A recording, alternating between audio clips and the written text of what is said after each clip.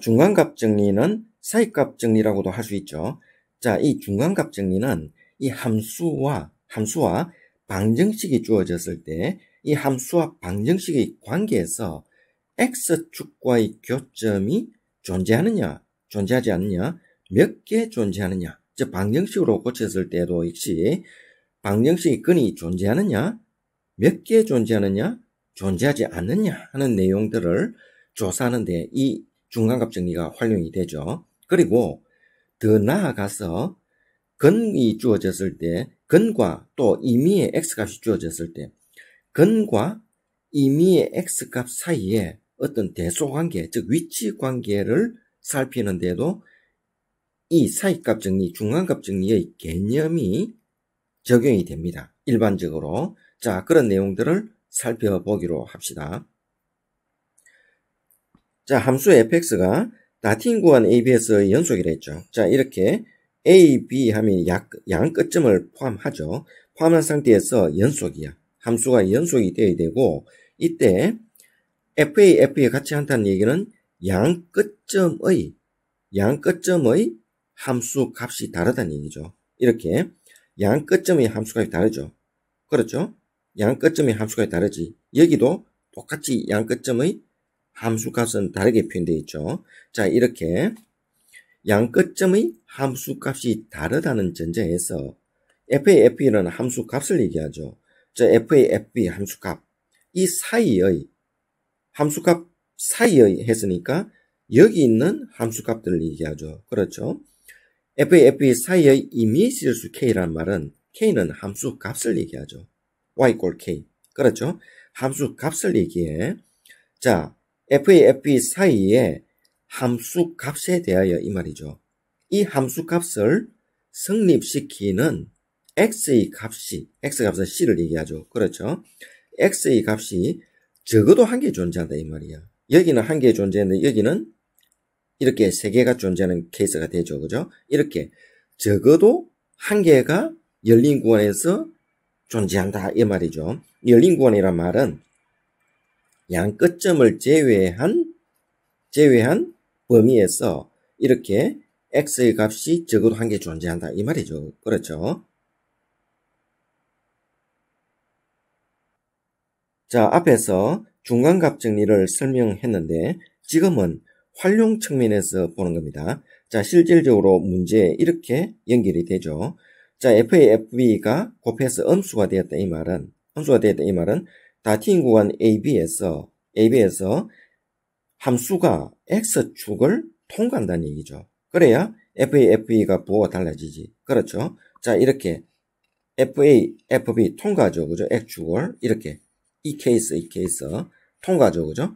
자, 이렇게 통과할 경우 그런 얘기입니다. 자, 이때 fc = k면 이 말은 연속이라는 얘기죠. 그죠? 연속이 되기 때문에 이 사이에서 적어도 한 개의 실근이 존재하면 그런 의미가 포함되어 있죠. 자, 이때 방정식 fx = 0은 이렇게 적어도 하나의 실근을 가진다 이 말은 y = fx라는 함수가 x축을 통과하니까 x축의 교점이 생기죠. 그죠? x축의 교점이 적어도 한 개 생긴다 이 말이야. 그 말을 방정식으로 바꾸면은 x축의 교점은 방정식의 근이 되죠. 그죠? 자, 방정식의 근이 적어도 하나의 실근을 가지게 된다. 그런 의미로 통하게 되는 거죠.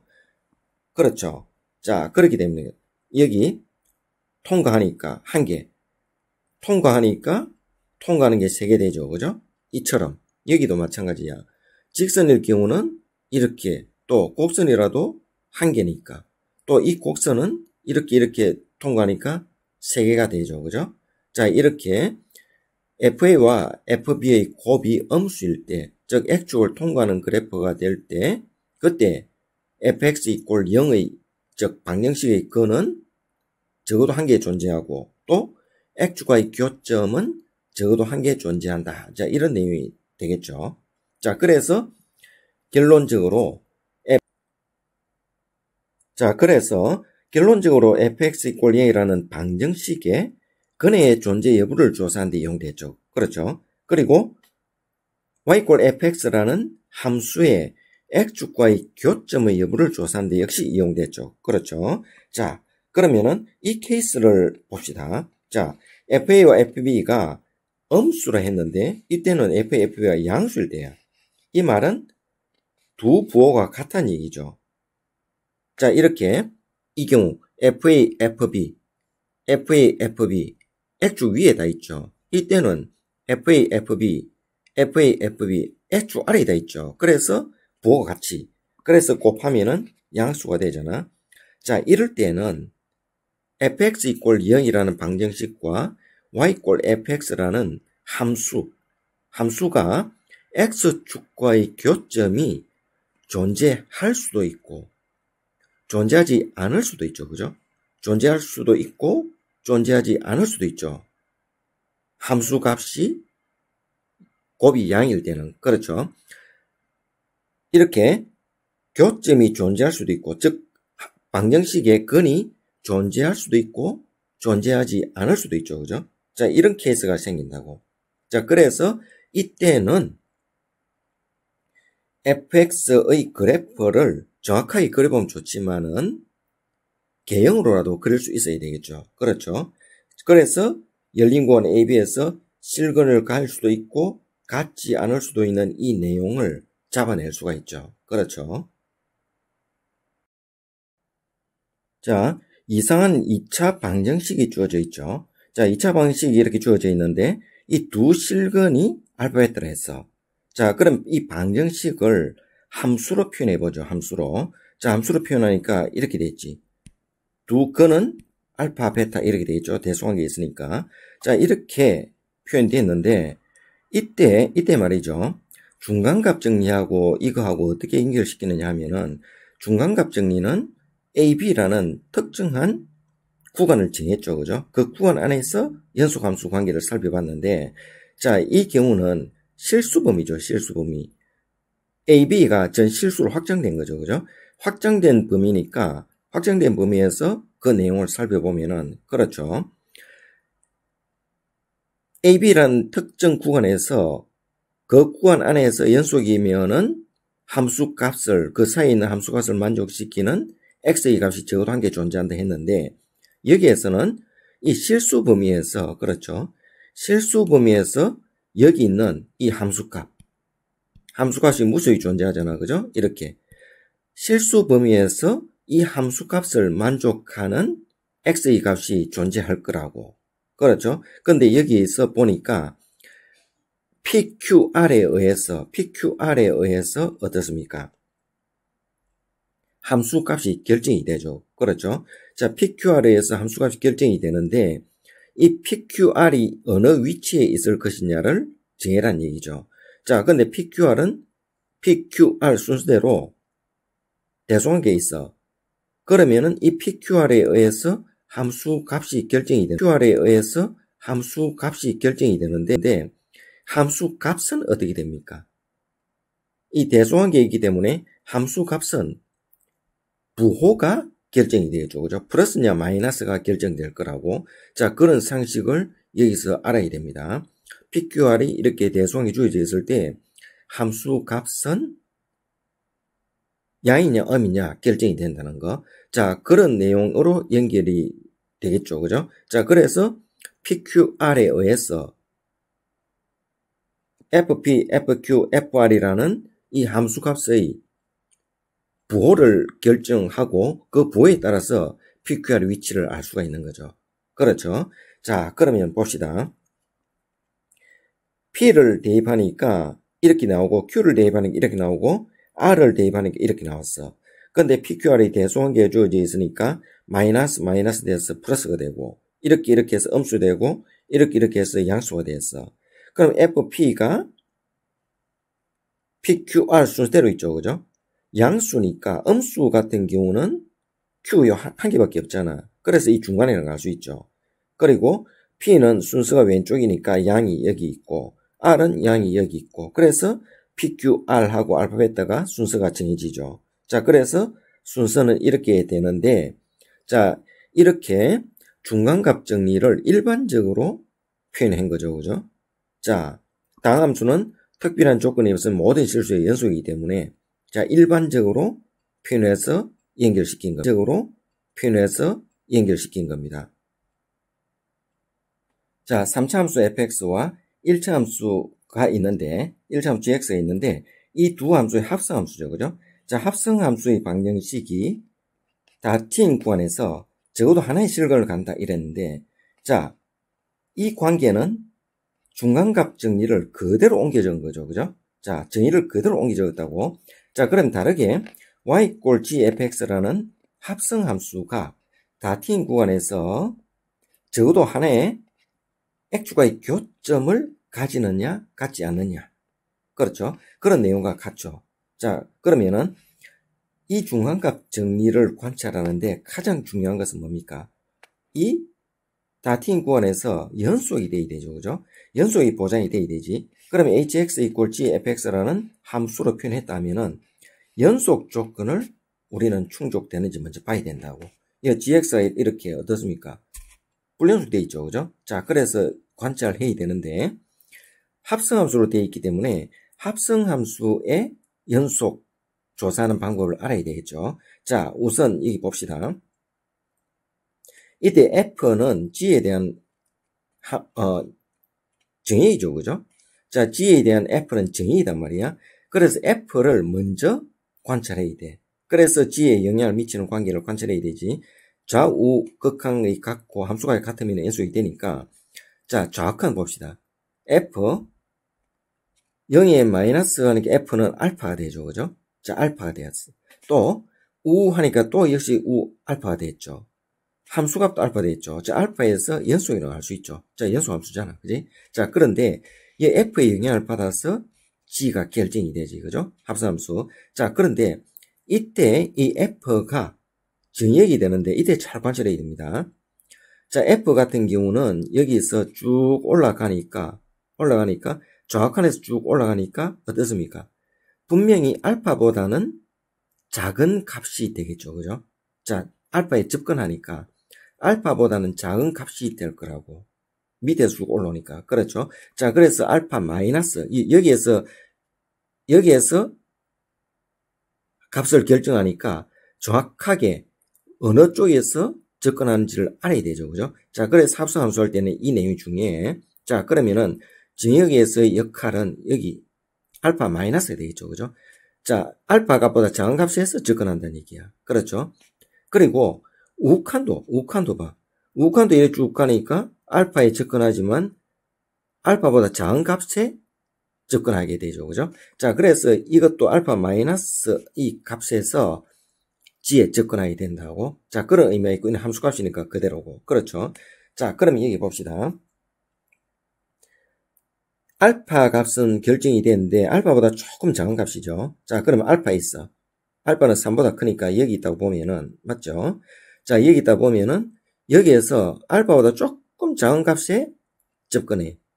정확한. 그렇죠? g에 접근해. 접근하는데 값은 이때 함수값을 베타로 합시다. 편리상. 자, 베타에 접근하게 되죠. 그죠? 역시 또 마찬가지야. 우칸도 역시 결과적으로는 여기서 접근하는 거죠. 접근하는데 역시 베타가 되죠. 그죠? 함수값도 역시 베타가 되지. 그지? 자, 그래서 어떻습니까? 전체적으로 극한값과 함수값이 같으니까 연속이 되죠. 그래서 결과적으로 hx라는 합성함수는 연속이 된다고. 자, 연속이 되었다 하면은 이제는 뭡니까? 이렇게 구간에서, 그렇죠? 주어진 이 구간에서 과연 함수값이 어떻습니까? 함수값이 양 끝점에서의 함수값이 부호가 다르면은 반드시 그래프가 X축을 지나게 돼 있겠죠. 그래서 적어도 하나의 실근을 가지게 되잖아. 자, 그래서 H-3, 즉 양 끝점을 대입한단 말이야. 양 끝점을 대입해서 음수가 되면 되죠. 함수값이. 그죠? 이렇게. 대입해서 음수가 되면은 반드시 이렇게 X축을 지나게 돼 있잖아. 그래서 적어도 하나는 가지게 되죠. 이때는 하나, 둘, 세 개 가지게 되고, 그죠? 자, 어떤 그림인지 모르죠. 어떤 그래프인지. 자, 그래서 이렇게 관찰할 수 있으니까 H-3을 대입하면은 자, F-3이죠. F-3은 1이 되지. G1은 어떻습니까? 2분의 1 되죠. 그죠? 마이너스 2분의 1 되죠. 자, H3은 GF3이니까 F3은 3이죠. 자, G3은 2분의 1이지. 그래서 부호가 다르잖아. 그래서 음이 나오죠. 그죠? 자, 그래서 결과적으로 이 구간, 다트인 구간에서 적어도 하나의 실근을 가진다. 자, 합성함수는 X축과의 교점을 적어도 한 개 가진다. 이렇게 되죠. 자, 그래서 이 내용은 참입니다. 자, 이 문제를 보시면은 먼저 fx 이꼴 fx 플러스 3이라는 게 눈에 보이죠. 자, fx 이꼴 fx 플러스 3은 주기가 3인 함수입니다. 주기가 3인. 자, f1일 때의 함수값하고 f4일 때의 함수가 같다는 얘기죠. 또 f2일 때의 함수값하고 f5일 때의 함수가 같다는 얘기죠. 그렇죠? x값이 3씩 변할 때 값은 똑같은 값을 가진다 이 말이죠. 자, 이런 주기함수에 대한 성질을 알고 또 f0, f2라는 함수 값의 곱이 음이랬죠. 그리고 구간이 정해져 있어. 이 특정 구간 안에서 방정식이 적어도 몇 개의 실근을 가지니 구하라 이러면은 그렇죠? 함수의 x축과의 교점이나 방정식이 몇 개의 실근을 가지는지 구하라 특정 구간에서 그러면은 중간값 정리를 올릴 수 있죠. 자, 이렇게 함수의 곱이 음이라 돼 있잖아. 그래서 특정 구간에 그렇죠? 특정 구간에 함수 값이 서로 다른 부호일 때는 x축을 반드시 지나게 돼 있죠. 그죠? 자, 그래서 x축을 지나면은 그의 개수를 알 수 있잖아. 그렇죠? 그래서 중간값 정리를 생각할 수 있다. 이 말이죠. 자, 그럼 중간값 정리를 활용해서 풀어야 되겠다는 걸 이제 알고 시작합시다. 자, 그러면은 이 주기함수를 충분히 이해를 해야 되죠. 자, 그러면 봅시다. 0과 2가 있으니까 0과 2를 집중적으로 살펴보죠. F0을 넣었어. F0을 넣었으면 F3하고 같죠. 6, 9, 12. 좀 같단 말이에요. 주기함수. 그렇죠? 그럼 F2 같은 경우 봅시다. F2를 넣었다면 F5하고 같죠. 또 3을 더하면 8하고 되죠. 또 3을 더하면 11 되죠. 그죠? 자, 이렇게 함수값이 같다고 이게 주기함수야. 자, 그러면은 F0과 F2가 서로 곱해서 음이 되었으니까 부호가 다르다는 얘기죠. 그죠? 자, F0일 때 이렇게 0에서 12까지 이렇게 x값을 설정해 놨습니다. 자, 그럼 여기 보죠. 0일 때 함수값이 양이라고 생각해 보죠. 그러면은 반드시 2일 때의 함수값은 음이 되겠지. 물론 이때 거꾸로 0일 때 음수 됐다면은 2일 때는 양수 되게 이렇게 되죠. 그죠? 자, 기준을 0일 때 양수로 잡았어. 자, 그러면 이렇게 됐지. 그렇죠? 또 F2하고 F3하고 F2하고 F3하고 곱하니까 또 음수가 돼야 되죠. 그죠? 그렇죠? 여기는 양수, 여기는 음수 이렇게 되잖아. 그렇죠? 자, 이렇게 곱하는 관계가 성립이 되죠. 그렇죠? 이게 0일 때, 2일 때, 3일 때, 5일 때, 6일 때, 8일 때 이 함수 값이란 말이야. 그러면 fx는 어떤 함수인지는 모르지만 적어도 0과 2, 3과 5 했을 때는 어떤 값이 정해지죠. 그죠? 값이 정해지고 양수, 음수가 정해지잖아. 물론 여기 0에서 2까지 이런 그래프가 될지 알 수는 없어. 그렇지만 적어도 하나는 반드시 그렇죠. 이 x축을 지나야 되니까 적어도 하나는 반드시 근을 가지게 되겠죠. 그죠? 그런 의미입니다. 그래프가 이렇게 될 수도 있고 이렇게 될 수도 있는데 최소한 F0과 F2가 부호가 다르기 때문에 이 두 점을 지나는 이 fx라는 곡선인지 직선인지 모르겠지만 반드시 이 x축을 지나야 돼 있다 이 말이야. 적어도 한 개는. 그렇죠? 그 의미입니다. 자, 마찬가지로 2, 3일 때도 마찬가지고 3일 때, 5일 때도 마찬가지고 5하고 6일 때도 마찬가지야. 자, 이렇게 적어도 하나는 지나야 된다 이 말이야. 부호가 다르기 때문에. 자, 그래서 이 문제는 이런 형식으로 풀면 된다 이 말이죠. 그래서 가장 쉬운 방법으로 직선을 그어서 표현을 한 겁니다. 어떤 그래프인지는 알 수 없으니까 최소한 한 개는 지나게 돼 있으니까 그렇죠. 자, 그래서 여기 몇 개입니까? 적어도 몇 개의 실근이니까 가장 작은 거 직선값 되겠죠, 그죠? 자, 그래서 하나, 둘, 셋, 넷, 다섯, 여섯, 일곱, 여덟. 8개는 적어도 실근을 가지게 된다 이 말이지. 더 많이 가질 수도 있겠죠, 그죠? 이렇게 되면은, 그죠? 자, 그래서 최소한 가장 적어도 8개는 가질 수 있다 이 말이 되겠죠.